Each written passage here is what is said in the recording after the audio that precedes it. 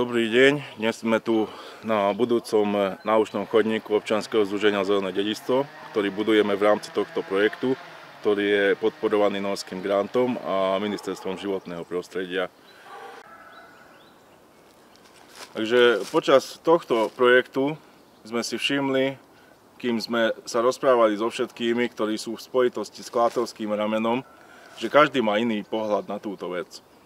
Preto je veľmi ťažké nájsť taký kompromis, ktorý by pomohol Klátovskému ramenu dlhodobo a každý by s tým súhlasil. Preto sa snažíme nájsť nejaký spoločný bod, ktorého by sme sa mohli všetci držať a potom na základe toho pracovať ďalej. Úplne najsuper, najlepšie by bolo, keby sme našli niekoho, ktorý zoberie na seba zodpovednosť za nejaký manuál, podľa ktorého by sme mohli pracovať. Ale zatiaľ takýto žiaľ neexistoval.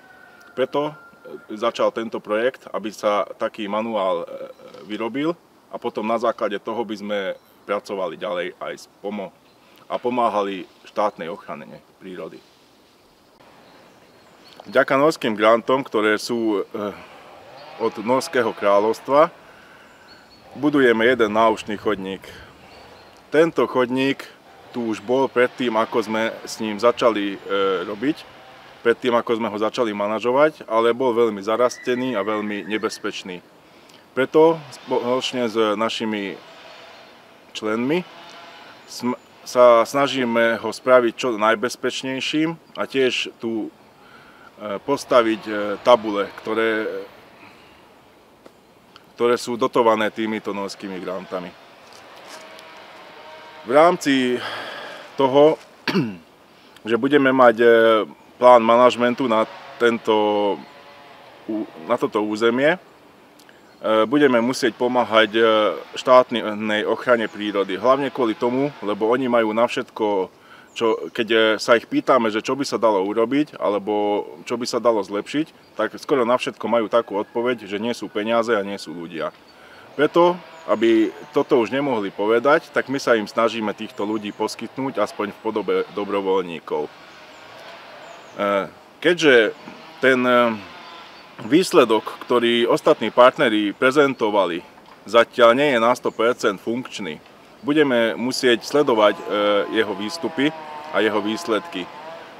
Preto by bolo dobré, keby sa do nášho združenia zapojilo čo najviac mladých ľudí, ktorí by v budúcnosti poznali toto klátovské rameno, toto územie ako svoju dlaň a starali sa oň ako o svoj vlastný.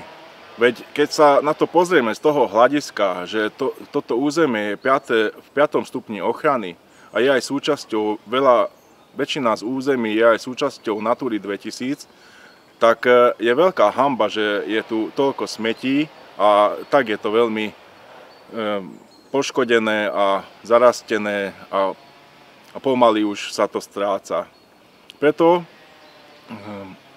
by sme chceli ponúknuť naše možnosti ako občianske združenie tým, že sme už vybudovali nejaké naše spojenia aj s vysokými školami, so základnými školami, so škôlkami a strednými školami a vedeli by sme ponúknuť aj možnosť pracovať geoprocesnými nástrojmi a riešiť všelijaké úlohy na tomto území. Napríklad ako mapovanie inváznych rastlín, mapovanie skládok, ktoré by sme potom mohli spoločne nie lenže odstrániť, ale aj sledovať, aby sa to znovu neudialo, aby sa znovu nevytvorili.